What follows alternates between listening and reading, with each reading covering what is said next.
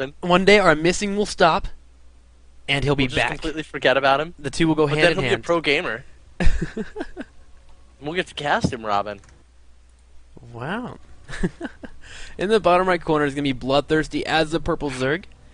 I can't wait for the day for Bonkaroni to come in and beat Rainbow in the Playhem finals. It's going to happen. Fantastic. It was going to happen. We'll Okay. eagerly wait that day, Robin. Can't wait for it. I hope we cast it together.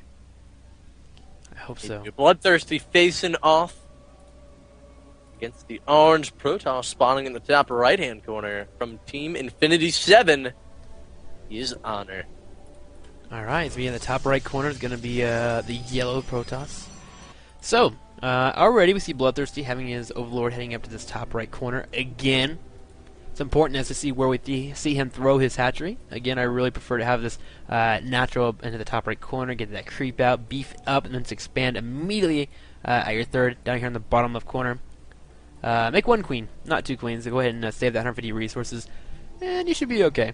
Again, Protoss has really no threat of early aggression unless they do some kind of proxy.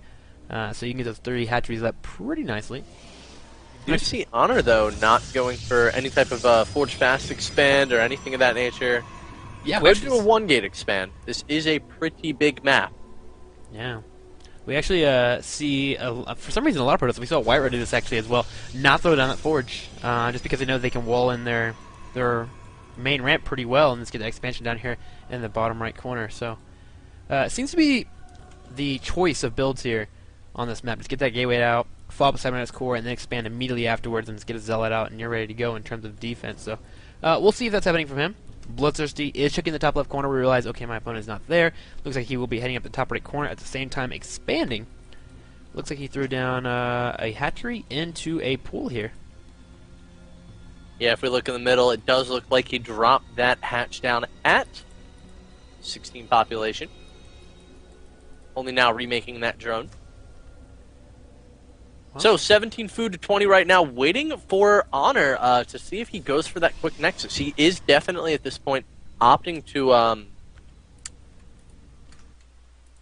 I'm sorry, to, Luca is, like, spamming me right now. yeah. Robin, hit Control R! Hit Control N! Got it, man. I got it, dude. So I'm trying to figure out, is iSHoNOR going to go for a Sentry and Warp Gate, or is he going to continue gathering gas? You know, I feel like he's only going to gather 150. I see the Sentry. Warp Gate does not start. Where did his gas go? Oh, okay. So, now moving the probe onto the low ground, getting ready to drop that Nexus. He's actually going to drop the Nexus before he starts Warp Gate, so not too worried about getting Warp Gate out as quickly as possible here. Yeah, it looks like he just wanted to have the Zealot, and then a force field available at most. Drone did see everything, did grab that gas, and now will be rolling his way on out there, taking a hit on the way out. Not feeling too good, his back got damaged, but he'll be back to work pretty soon. Still not starting Warp Gate. He doesn't want it, man. Who needs Warp Gate? Psh. Pretty interesting. Yeah, did he queue up and Okay, does have to start it. There we go. I know we've seen Puck, one of the top 50 Grandmaster, been lately trying this very odd strategy with like a 22-minute Warp Gate. He masses +1 air upgrades and goes for 2 double Stargate with Stalkers on the ground. That sounds actually Even really had cool. some effectiveness with it. Yeah, it's just something that's, you know, so anti-metagame that it works against a lot of Zergs.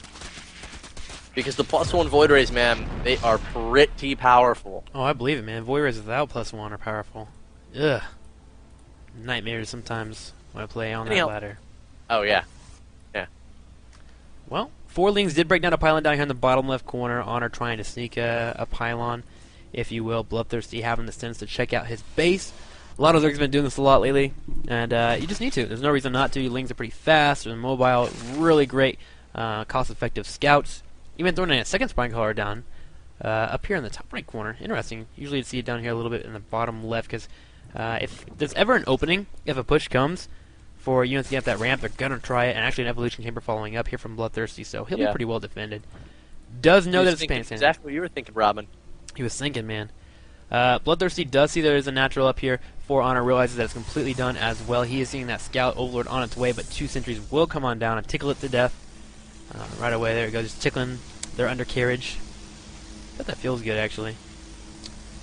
bad observing. As the Overlord is now in the red, it will be exploding. A probe trying to get a scout on, but that will be deterred as well. Yeah, Lings with speed gonna take that out quite quickly. I wonder if the Overlord being tickled to death feels kind of like freezing to death. I wonder. Here it's actually like quite, not pleasant, but like not bad at all. Freezing to death. He said it's like really warm and calming. I don't know, man. I hate the cold. I hate winter so much. But it's supposed to not feel cold. It's supposed to actually feel warm. When you, they say after like just like you know, a couple minutes. You really don't start feel feeling cold warm anymore, man. You just start feeling warm and tired, You should experiment. You should sit in a freezer. and almost die from freezing to death. Yeah, let us know. Come back. We'll have a nice warm bath ready for you so you don't die. Well, actually, iSHoNOR throwing down a Stargate now. Actually has a fleet beacon on the way. So he got 2 gates, followed up with a Stargate, now into a fleet beacon. Is he going carriers? Yeah. Oh my gosh, could he Well, be doing it? Gotta be doing a quick mothership. I can't imagine anything but. I'm looking Yeah. at both of his Nexuses right now. Well, he needs 400 gas. He's only got 300. He's accruing it. He's going up to 400. I thought maybe he'd be pulling a White Raw and try and go carriers like he did on Monday. But no. There we go. Looks like he is busting out the mothership, guys. At the same time, some Lings now going around, running around the bottom right corner, just looking for any proxies, any of that shenanigans. Third base is up for BloodThirsty. 47 to 39, and Harvester's actually behind by a few. Already has a Spore Caller up at his natural, though, so he's ready for any type of Stargate plan that might be on the way. Void Ray rushing across the middle of the map here. Man. This is interesting. The whole Mothership Void Ray push here. Did he start up any air upgrades? No, he hasn't got any air upgrades either. What is this, Kibbles? Yeah, I mean, we have seen. I know iSHoNOR was experimenting for a while with Mothership Mass Blink Stalker and using it to run into their base. Then you mass recall your stalkers. But I mean, at this point, the sentries could be just for the purpose of making everything look, you know, somewhat normal. He's got an amount of gas here that is only a couple hundred off. He is making stalkers at this point, but I don't see a Twilight Council anywhere. I mean, it looks like it's just like a really... I mean, do you call this standard? But it looks like he's not going for any special tactics in the form of, like, maneuverability or using the mass recall or vortex or anything like that. He's just going for a composition that includes a mothership and many void rays. He's getting Zealot, Sentry, a few Stalkers, a good amount of void rays, and a mothership. It's a really interesting composition. I'm intrigued to see how it's going to work out for him.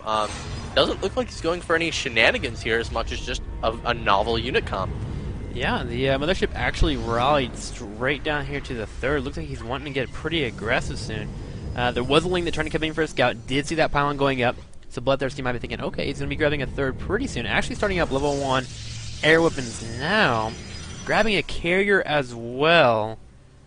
This comp, man. Well, here's what we need to see from BloodThirsty. We need to see a Spire pretty soon. I will tell you he will need Corruptors to take on this army. A hefty number of them as well, because there is a lot of Void Rays out. He's definitely hiding the mothership right now, and he is making carriers, as you were talking about earlier, Oh. and getting +1 air. Wait, so we were talking about Puck doing this earlier. Now, he's not getting Warp Gate first, but he is going for the Void Rays with the +1, which, you know, this is really interesting to me. I mean, BloodThirsty getting a pretty late Spire here. This could be tough for him to deal with. Yeah, and this mothership, I can't even see it. It's so hidden. Like, I can't even get to this side of the map to actually see it. Man, he's got this mothership hidden. What he might be doing here is coming in. He's got 100 energy, and he's going to mass recall right into the natural expansion of his opponent. He's charging up his Void Rays on the Nexus too, down into the yellow and into the red it goes. Oh my gosh, these Void Rays are all charged up. Now going to go and recall straight into the natural. BloodThirsty, like, what is this? Queen's trying to get some damage down. One Queen does fall. A lot of Zealots in the action as well. Oh my gosh, this is actually really scary. Robin, I gotta ask you the same thing. What is this that iSHoNOR is doing right now? He killed 3/4 of his Nexus to charge 6+1 Void or 4+1 Void Rays, then mass recalled them into fast target down this hatchery. This is madness. This is awesome. We do have an evolution here, a lot of damage. Spineclaw is trying to get position here to try and throw away these Zelts, but again, there's a couple of evolutioners out. There are 9 mutas on the way, but will it be enough? These Void Raiders are constantly still being charged. Needs to make their way up into the main so they don't lose their charge. But here we go, running straight into the main. These Void Rays still charged up. Looks like one did lose its charge, but the Queens again allowing them to crew that back. Both Queens now in danger. BloodThirsty had to have crapped his pants when that happened. Oh my gosh, that was an amazing play. Queen's now taking a lot of damage. Overseer dying as well. Hatchery and the main look like it's going to take some damage. And this mothership still cloaking all these units. Yeah, at this point, there's not much BloodThirsty he's going to be able to do. He's got a good amount of Mutalisks here, but the anti-air, unless these Void Rays become uncharged, which in the number of Void or larvae here that he's going to have to kill, these Void Rays are going to be charged for a while, and he's just keeping them charged until... Notice how he's not worrying about not firing at the larvae. Here come the Mutals, but all the Void Rays are charged. They're going to have to focus down this mothership first, and I just don't see this working for BloodThirsty. Yeah, Force Field throwing that ramp as well. These wings not getting any action. It looks like the Overlords are being brought in to kind of to hide all these Mutas away, but the Mutas look like they finally do fall. Mothership still having a decent amount of health points left as well. Lair is pretty weak, about half in the orange, and is he going to clean this up? It's not looking like it. All the ground army was cleaned up. There is one Muta on the way. More Stalkers do make it here. Finally for the reinforcement, BloodThirsty is forced to GG.